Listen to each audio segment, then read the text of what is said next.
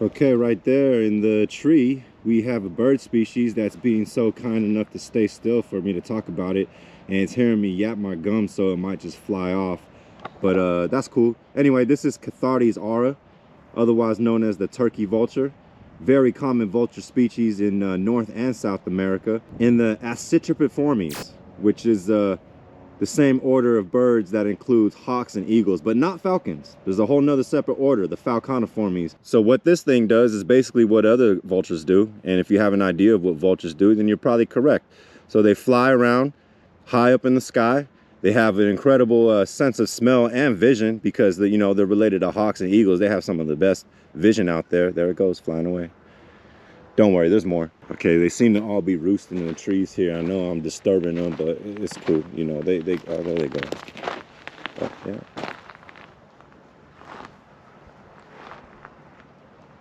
Got a huge wingspan. And they use that huge wingspan in order to catch the thermals. Thermals, what I mean by that is warm air.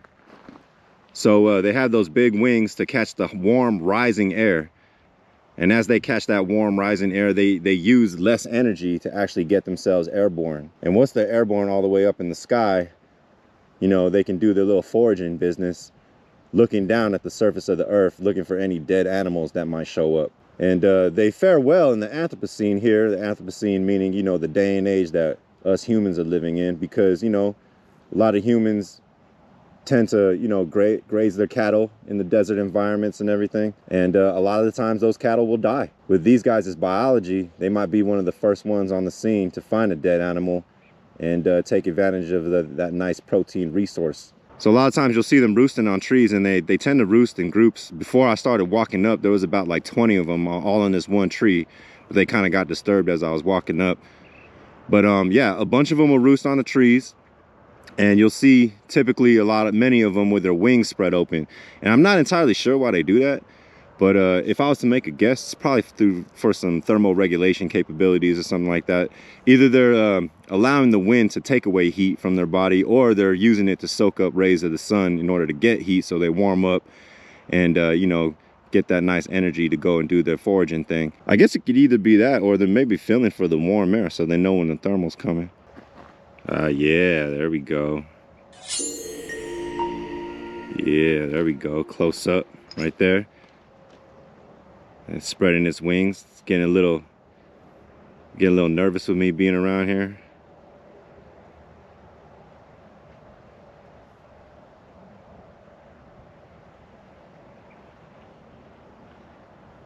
Nice, don't worry. There's another one up there.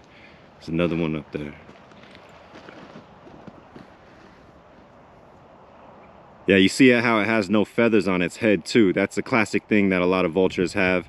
They have that bald head, and that's because when they're engorging themselves on whatever carcass, you know, they could stick their head underneath the skin into like cracks and crevices, not cracks and crevices, but into like gaping holes in those carcasses, and not get their feathers all dirty and you know, kind of ridden with all that nasty flesh filth and everything, which would harbor bacteria, which could potentially get the individual sick and kill it. And it makes it easier to clean too, I guess. Yeah, I think this one has its wings open just so it can like kind of catch the wind. It's probably just like kind of nervous with me being around and everything. Yeah, again, Cathartes aura, turkey vulture.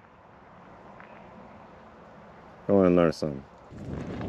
So as I'm walking and perusing out here in the desert, you know, there's a variety of sounds that I'm hearing and a variety of movement as I'm walking across this part of desert pavement. This is what this spot is called. Desert pavement is like an area in the desert where it pretty much looks devoid of vegetation. All you really see is rocks. I mean, there are some dead plants in there, like some coraxanthe, some spine flower and everything. But for the most part, desert pavement is pretty flat, and it kind of almost looks void of life, but it really isn't.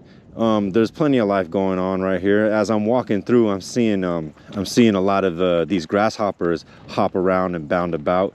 Those grasshoppers are likely Tromeratropus pallidipennis, which is also known commonly as the pallid winged grasshopper. And I'm pretty sure this year they're going through their eruption phase, or like, you know, a population eruption, because there's like thousands of them out here.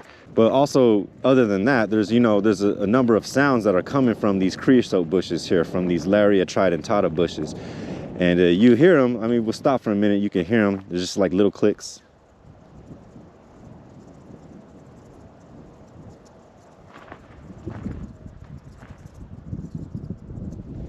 I mean, y'all should be able to hear that, right? I apologize for the wind. You know, like deserts can be pretty windy places. But if you hear those clicks coming from the creosote bushes, that is from another grasshopper species known as Ligerotetyx coquilletti, or the clicker grasshopper. That's the common name of it. And what I'm gonna do right now is I'm gonna search some of these creosote bushes and hopefully try to find one. Okay, I think I found one right here. And try not to disturb it. It's right on that branch right there. There we go, Ligerotetyx coquilletti. The clicking grasshopper, the creosote grasshopper. It's making those clicking sounds, I guess, is kind of like a calling sound to all the other grasshoppers in the area, almost kind of like letting them know, like, oh, I'm here, you know? Or maybe they're talking to each other, I don't know, I'm not sure. But it is a signaling technique between conspecifics, or members of the same species. And what they're doing is they do this thing called stridulation. So it's a grasshopper, so it's in the Orthoptera order, and this species in particular is in the Acrididae family, the shorthorn grasshopper family. You could tell that because its antennae are relatively shorter than other members of the Orthoptera. Like, for example, crickets, they have long filamentous antennae, and grasshoppers have these more shorter, a little more stout antennae. Anyway, all crickets and grasshoppers and katydids are all stridulators, and they all have different ways of stridulation. And all stridulation is taking one hard, like rod-like structure and basically rubbing it up against a bumping like structure, and you get this kind of stridulating sound. So what this species is doing is it's taking the ridges on its hind legs, it's those big hind saltatorial legs, and it's just moving them up and down and basically scratching them against the ridges of its wings, of its forewings and everything. And that's how you get that little clicky stridulating sound that you hear everywhere. Very common species here in the deserts of the southwestern US. And a lot of the times when you're walking through creosote habitat like this, you'll be hearing them, but you won't see them. But you gotta look closely, and then you can see them do the little stridulating thing. I don't know, I think it's cool. Yeah, Ligerotetyx coquilletti. Coquilletti, I think it means like coquette, like a song. I think a coquette is a song that's sung between two individuals and they respond off each other. So I guess that like they're doing it as a kind of like a signal call or something like that, just to let each other know that, hey, they're right here. So I guess it kind of helps out with mating, for sure. You know, and I wonder if the loudest stridulators are more likely to get, you know, the most mating opportunities. I'm not sure. Yeah, Ligerotetyx coquilletti. Go and learn something.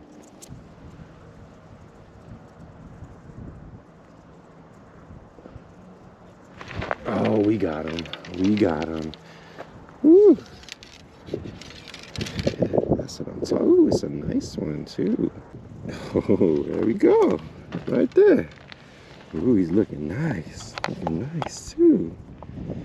All right, so what we got right here is Palosaurus draconoides, otherwise known as the zebra-tail lizard. Now, I have another video where I caught one of these, or a bunch of these actually, and this is the fastest lizard in North America, as far as I know. Look how bright, like iridescent the scales are. It's like got that nice, almost like a turquoise green, fading into like this like sunset orange. And if you look at the ventral side, if I can get it right there. Ooh, look at that. Almost looks like a 1980s pop design you would see in Miami or something like that, huh? But yeah, but because of this nice deep coloration, I can tell it's a male. And it was probably out here just sitting, foraging, you know, waiting for potential food sources to come by. Now, the last time I caught one of these things, I explained, like, you know, how they can actually run bipedally. And they do that regularly when they're, you know, it's trying to escape predators, because they can pick up that boost really easily with these nice buff rear legs right there, you know. And they call them zebra-tail lizards, obviously, because it's nice black and white banding on the tail. These are one of my favorite lizards because they're so fast, you know. So it's in the, I think it's in the superorder Iguanomorpha. I don't know if it's superorder or order. I think order Iguanomorpha, which means that it shares a common ancestor with actual iguanas, but it's in the family Phrynosomatidea, which is the family of spiny lizards, you know, like fence lizards, side-blotched lizards, horned lizards, many of the lizards that you can find in North America. The spiny lizards, the Phrynosomatidea, is a large family that can be found especially in the southwestern US. And I know it's a colorful lizard, and no, you cannot come out here and take them home as pets. Yeah, I know all you herpers out there who might be watching this, you loving this right now, huh? You loving it.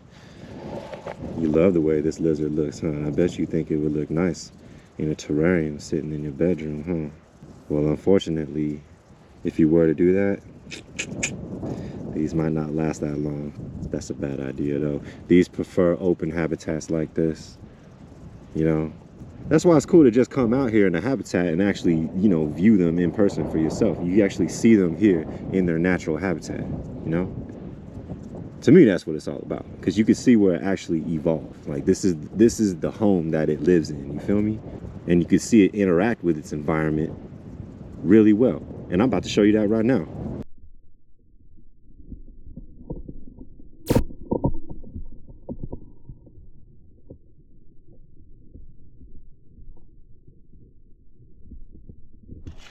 Okay, we got another one for you, ladies and gentlemen. Now, hopefully I'll be able to catch this one. This is another one of my most favorite lizards.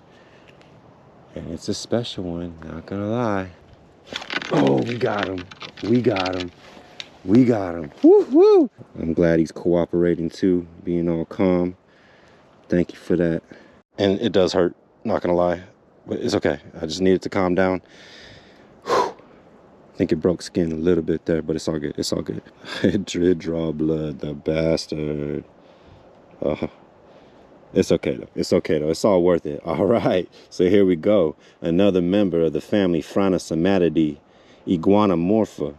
Right here. This is Scaloporus magister, aka the desert spiny lizard. Look at that. Look at those like dark bands just kind of like radiating out of the eyes. That's like, I think that's one of the characteristics how you can tell that this is Scaloporus magister. Also look at that, like that kind of like dark collar pigment right there, that dark collar around the neck. That's another distinguishing feature of this species. But then also you look at the scales. It's no wonder why they call them spiny lizards, right? Because of that ridge on each scale. But yeah, these things, you know, classic resident of the deserts of the southwestern United States. You can find them in Arizona. You know, in California, I've only really seen these things on, you know, like rock outcroppings and stuff like that. They'll live in the crevices of rocks. Yeah, look at those yellow spots on some of the scales right there. But yeah, they hang out underneath trees like this mesquite tree right here. I saw it just chilling on the log over there. And since this is also a lying weight predator, you know, kind of an ambush predator, it'll just sit there, wait, bask, wait for some little bug to come by, and it'll just like sprint over and eat it, as what a lot of Phrynosomatids do. Yeah, look at them scales though. Let's look underneath it. Nice blue coloration on the ventral surface right there, a little bit of blue underneath the neck. I wonder if this is a female, or actually I can tell. No, yeah, I think it is. Yeah, I think it's, wait, hold on. No, I think it's a male. I think it's a male. I don't know, any herpetologist that might be watching this video, if you can verify whether this is a male or a female, let me know. But I think it's a male because it's got those two prominent scales just posterior of the cloaca. But yeah, I think male lizards usually have two prominent scales posterior to the cloaca. Oh, by the way, this is why they call them Scaloporus. So scelo, I think, means scales, and then porus means pores. And you can see right there, right behind on the ventral surface of its hind legs, you see those scaled, or those pored scales right there. Hence Scaloporus. And magister, because you know, magister refers to, like, you know, a magistrate or a king or emperor like or something like that, because it's a big ass lizard. It's like one of the biggest Scaloporus out there, and it wants to get away. Yeah, another one of my favorite lizards. That's what I'm talking about. So yeah, this one right here is Phrynosoma platyrrhinos, the desert horned lizard. And this species is actually probably the most common one that you can find in the southwestern United States. Very common all throughout Arizona, even in southern southwestern California. They're the most common horned lizard out there. You might know a little bit about the biology of these things, you know, based on some of the nature documentaries that you might have watched. You know that they have an interesting defense mechanism. So if they're getting chewed on by something like that, or you know, severely harassed, they can actually rupture blood vessels in their eyes and squirt blood out at the ops, or whatever's trying to, like, you know, hurt it or harm it or anything like that. And I you know, I still kind of question the effectiveness of that strategy, because, like, you know, when I catch these things, they don't usually seem to do that. You know, maybe it's because I'm not being too aggressive when I catch them, but they seem to not get scared enough to where that they actually exhibit that behavior. But nonetheless, it is a defensive, at least it's published or it's documented as a defensive behavior. But again, I'm just saying, I question the effectiveness of it, because, you know, like if a coyote or a bobcat or something like that comes and bites it, I mean, what good is squirting blood out of your eye gonna do? Because you're already going to be bleeding from wherever you got bit from, you feel me? But other than squirting blood out of its eyes, you know, the better defense that it has is obviously camouflage. You know, it's got that nice light brown tannish color that and you know, those modeling patterns right there that allow it to blend in with the substrate. And also on top of that, it's got those nice prominent spines right behind the head right there, hence the name horned lizard. And I think in California there's 4 horned lizard species out there, 2 of which are actually considered sensitive, one of which I think is endangered. But this one out here, this is the more common one. And just like most of the other lizards, you know, it's insectivorous. It eats small invertebrates. So they'll sit at the base of a creosote bush, just kind of waiting, you know, being patient, you know, using that poikilothermic metabolism that they got, you know, using the warmth of the environment plus the sun to boost their metabolism and boost their activity.